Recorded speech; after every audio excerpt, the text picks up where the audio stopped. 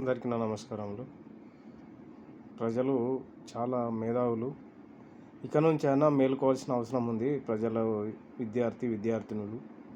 ఎందుకంటే వెనకటి రాజకీయ నాయకులు ఇప్పుడే ఇంత తొందరగా మారాలంటే మారలేరు. మనమే మారాలి. కాక్రోచ్ పార్టీ ఏ రకంగా అయితే మారిందో అదే రకంగా అందరూ విద్యార్థులు మారాలి.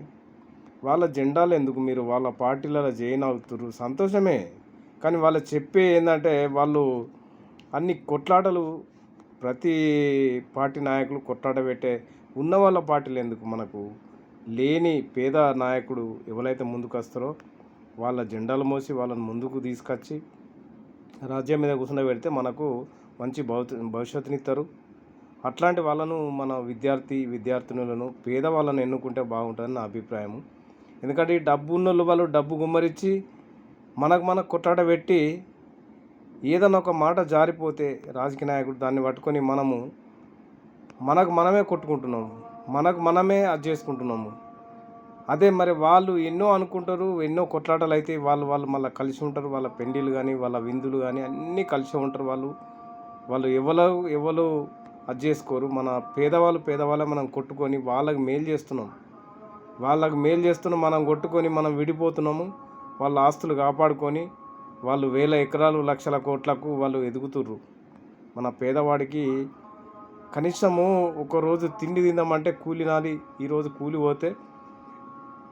వేసుకొని తినే రోజులు మనకున్నాయి. ఇప్పటికీ ఇంత టెక్నాలజీ పెరిగింది, ఇంత మీడియా ఛానళ్ళు, ఇంత ఇన్స్టాగ్రామ్లు, ఫేస్బుక్లు ఇవన్నీ అయిన తర్వాత కూడా జనాలు ఇంకా కూడా మార్పు రావాలి. వాళ్ళ పార్టీలల్లో చేరి వాళ్ళకు మనము జెండాలు మోసడే కాకుండా వాళ్ళకి ఎన్నో పనులు చేసి పెట్టుడే కాకుండా వాళ్ళను ముందుకు తీసుకెళ్తున్నాం. కానీ మనకు గతి లేని బిచ్చగాళ్ళ లెక్క మనం చేస్తుర్రు. ఇప్పటికైనా ప్రజలు మారితే చాలా బాగుంటుండే. ఇంత చదువుతుంది చూడు, విద్యార్థులు ఎంత స్ట్రైకులు చేస్తుర్రు, రోడ్ల పాలవుతుర్రు, తిండి తినలేక వయసులు అయిపోయి కరెక్ట్ వయసు మీద ఉన్నప్పుడు ఉద్యోగం వచ్చి వాళ్ళు పెళ్లి చేసుకుంటే రాజ్యాన్ని ఎంత ముందుకు తీసుకెళ్తారు. వాళ్ళ భవిష్యత్తే కొన్ని విద్యార్థినులు అయితే చాలామంది జీవితాలు బలి చేసుకుంటారు.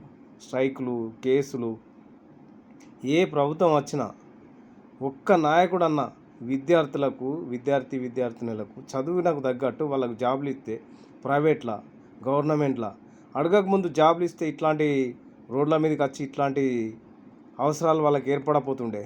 చాలా విద్యార్థినులు జీవితాలు ఖరాబ్ చేసుకుంటారు. ఇప్పటికైనా మీరు కళ్ళు తెరిచి, రాజకీయ నాయకులు, పాత నాయకులు ఎవరైనా కానీ మీరు కళ్ళు తెరిచి వాళ్ళ కోసం ఆలోచించండి.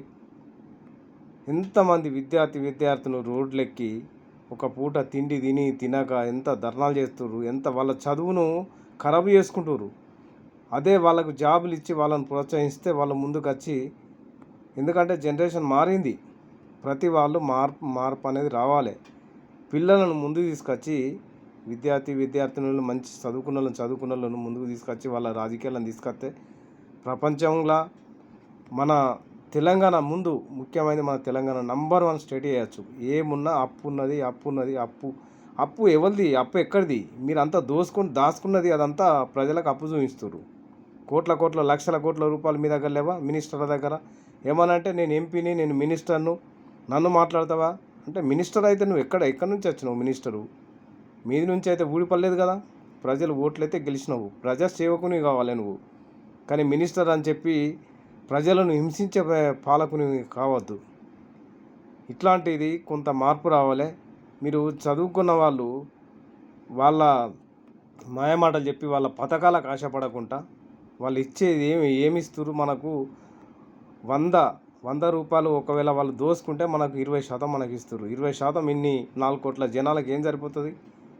వాళ్ళు ఇచ్చేది చిన్నపిల్లలు ఏదైతే, ఒకసారి గమనించండి, చిన్నపిల్లలు తినేటప్పుడు కింద అన్నం మెతుకులు పోతాయి, అన్నం కింద పడిపోయేంత గది ప్రజలకు పంచుతారు.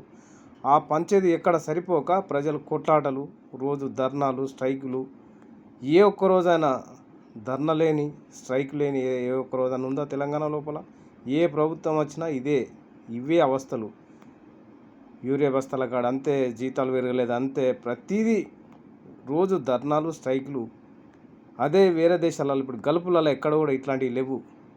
ఎందుకంటే దోసుకుంటురు, దాచుకుంటురు కాబట్టి లక్షల కోట్లు దాస్తురు, వేల ఎకరాల భూములు ఆక్రమించుకుంటురు. పేదవాడు ఏదైనా చిన్నగా ఇల్లు కట్టుకుంటేనేమో అతనికి రిజిస్ట్రేషను సరిగ్గా ఉండదు, ఏ పట్ట ఇస్తారో తెలియదు.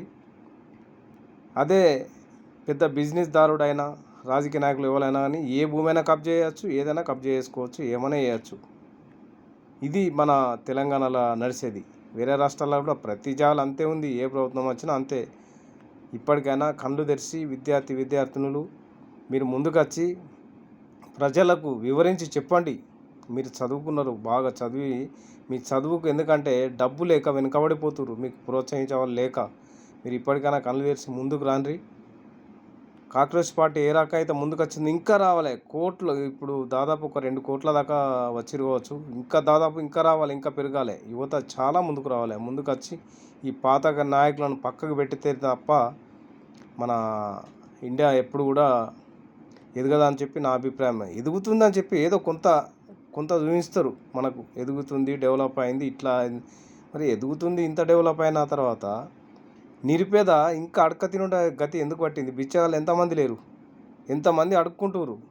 పేదవానికి ఒక్కొక్కరికి ఇల్లు లేక ఎంతమంది కూలీనాలు పని చేసుకొని చాలిని జీవితం ముగిస్తున్నారు, అప్పులతో చనిపోతున్నారు. ఎందుకు ఇట్లాంటి పరిస్థితి వస్తుంది ఒకసారి గమనించాలి.